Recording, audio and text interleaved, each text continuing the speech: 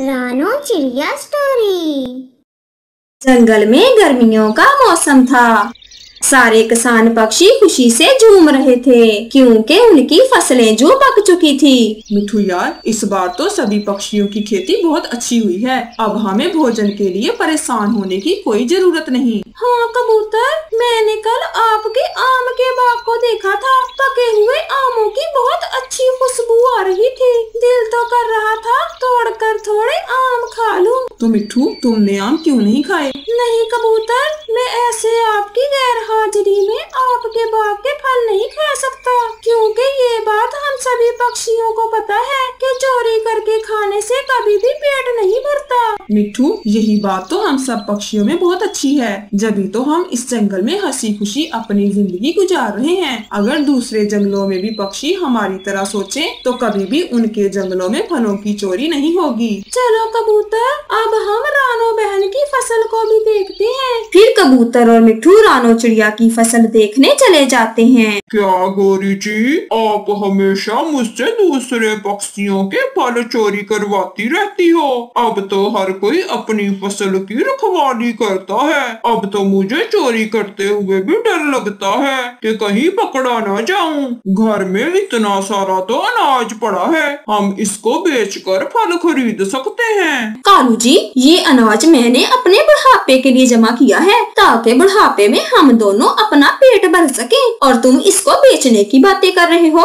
गौरी पत्नी जी, अगर तुम दाना बेचना नहीं चाहती तो किसी चीज की खेती कर लो। ना जी ना, मैं तो खेती बाड़ी का काम नहीं कर सकती। कितना मुश्किल काम है खेती करना, और बीज खाद भी कोई सस्ती नहीं आती। चोरी करके पेट भरना ही ठीक है हमारे लिए तो। गौरी, तुम तो एक नंबर की लालची और आलसी हो, पर अब मैं इस जंगल में किसी के खेत से चोरी नहीं करूँगा। तो जाओ जाकर दूसरे जंगल के फल चोरी करके लाओ, और जब तक फल चोरी करके नहीं लाओगे तुम्हें घर के अंदर नहीं आने दूंगी। गौरी कवि हमेशा कालू कौवे को घर से निकालने की धमकी देकर उसे अपनी सारी जिद मनवाती थी। गौरी जी, तुम जरा जरा सी बात पर मुझे घर से निकालने की धमकी क्यों देती हो? तुम मुझे घर से निकाल दोगी तो फिर मैं कहाँ जाऊँगा? चलो, मैं दूसरे जंगल जाकर फल चोरी करके लाता हूँ। बताओ, तुम कौन सा फल खाना पसंद करोगी? मुझे पके पके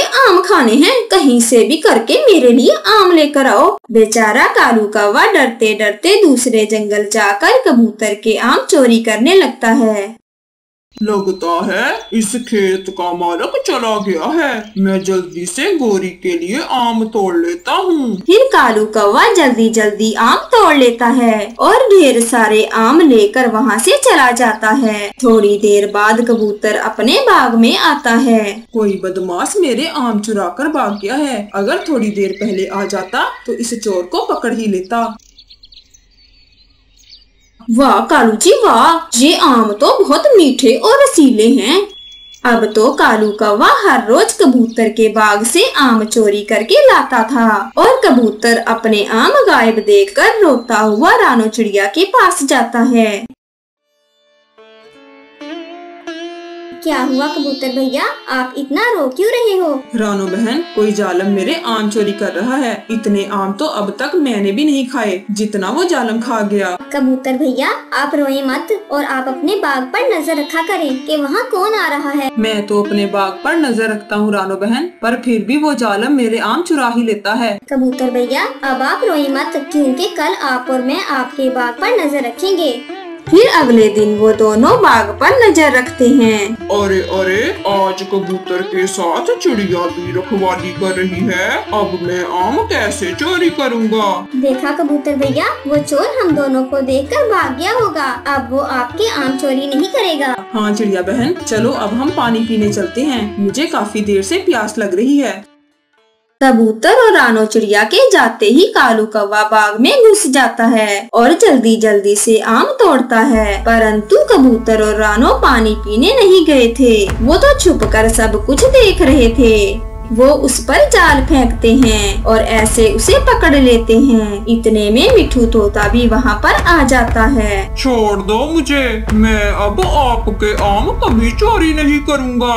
जालम कौवे, तो वो तुम हो जो मेरे आमों को चोरी करके ले जाते थे। अब मैं तुमको छोड़ूंगा नहीं। हाँ, अब तो हम तुम्हें चील सिपाहियों को भी सौंपेंगे, वही तुम्हारी अकल ठिकाने लगाएंगे, तभी तुम चोरी करना भूल जाओगे। हाँ तोते भैया, आप ठीक कह रहे हो। ये देखने में तो हट्टा कट्टा है और चोरी करके खाता है। आज तो इसे चील सिपाहियों को ही देंगे। फिर कालू कौवा रोते हुए अपनी पत्नी की सारी कहानी उन तीनों पक्षियों को बता देता है।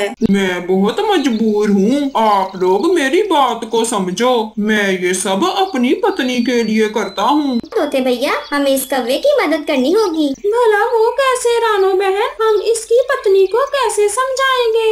वो तो हमें जानती भी नहीं, तो हमारी बात कैसे मानेगी? मेरे पास एक आइडिया है जिससे हम आज रात इसकी पत्नी को सबक सिखा सकती हैं। ऐसे कहकर रानो चिड़िया सबको अपना प्लान समझा देती है।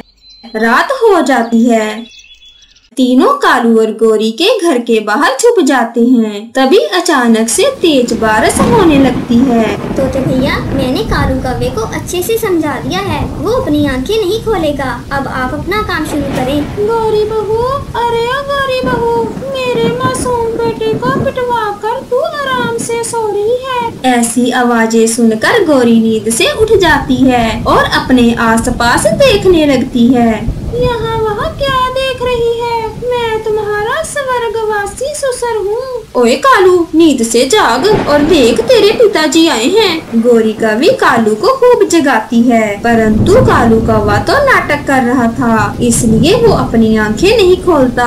तभी चुपके से रानो चिड़िया गोरी के ऊपर खुजली मार पाउडर फेंक देती है। बचाओ, ये मुझे इतनी खुजली क्यों हो रही है? गोरी की बच्ची, तू मेरे बेटे से चोरी करवाती है और इसे बहुत तंग करती है। आज मैं तुझे मारने आया हूँ, तभी मेरा कालू बेटा चैन से रह पाएगा। ना ससुर जी, ना, ऐसा ना करना, मुझे मरना नहीं है। आखिर मैं आपके कालू की पत्नी हूँ और आपकी बहू भी हूँ। नहीं, मरना तो तुझे जरूर पड़ेगा, क्योंकि तेरी वजह से आज मेरे कालू की बहुत पिटाई हुई है, वो भी आम चोरी करने से। ससुर जी, आप जैसा कहेंगे मैं वैसा करूंगी। आज के बाद मैं कालू जी को चोरी करने का नहीं बोलूंगी, मैं वादा करती हूँ। नहीं बहू, मैं तुम्हें नहीं छोड़ूंगा। तो आप ही बता दें कि अब मुझे क्या करना होगा जिससे मेरी सजा पूरी हो जाए। गोरी कौवी के इतना कहते ही तोता बीज से भरी पोटली अंदर फेंकता है। ये ले बहू, इसमें बीज हैं, इन सब को अपने खेत में बो देना। अब से हर बार तुम खेती करोगी, मेहनत करोगी और चोरी नहीं करोगी, वरना मैं तुम्हें माफ नहीं करूँगा।